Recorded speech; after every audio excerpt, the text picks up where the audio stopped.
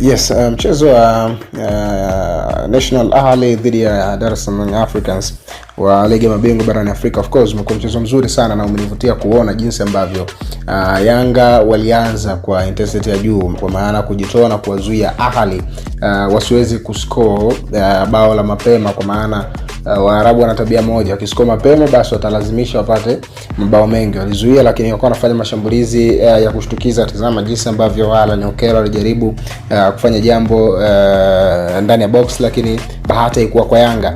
Unatizama jinsi ambavyo quality imeamua mchezo. Mtizame Mohamed Trezeguet, mchezaji ambaye amescore mabao mawili kwenye mchezo wa siku ya hii leo, anapokea pasi safi mujarab kutoka kwa Mohamed Hani, mmoja kati ya wachezaji of course wa muda mrefu na National Ahli.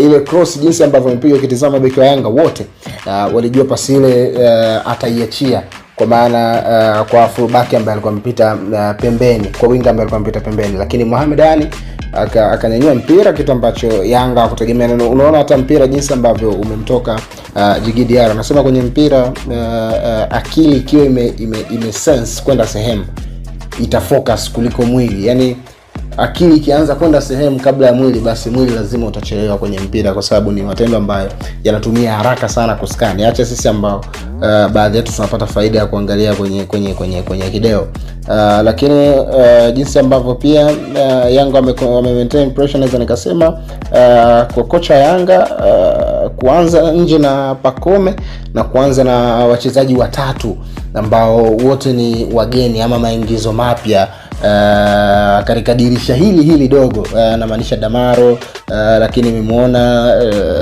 Alan Okello alikuwepo, ameanza. Kwa hiyo mimi kuanza na wachezaji kama wale fikiri hayakuwa machaguo mazuri, kuanza na mchezaji kama Pacome nje na kuanza na wachezaji wageni watatu kwa pamoja kwenye mechi ambayo ina pressure kama ile, mechi ambayo ina tension. Unataka wachezaji wenye uzoefu, wachezaji ambao wanaijua Yanga inachezaji. Nafikiri kocha angejipatia muda wa kuadapt na kuwasikiliza washauri kwenye bench. Nafikiri anaweza kuwa aliona mazoezini kitu kizuri, lakini bado intensity ya Yanga, Alan Okello bado atashangaa intensity, quality ya uwanja. Timu kama National Ahli, kijana mdogo na ninja, japokuwa shacheza mechi kubwa, lakini kwa Yanga pressure yake ni tofauti, bado anahitaji kuprove. Kwa mechi kama zile, japokuwa umeperform, lakini yes, bado unasifu.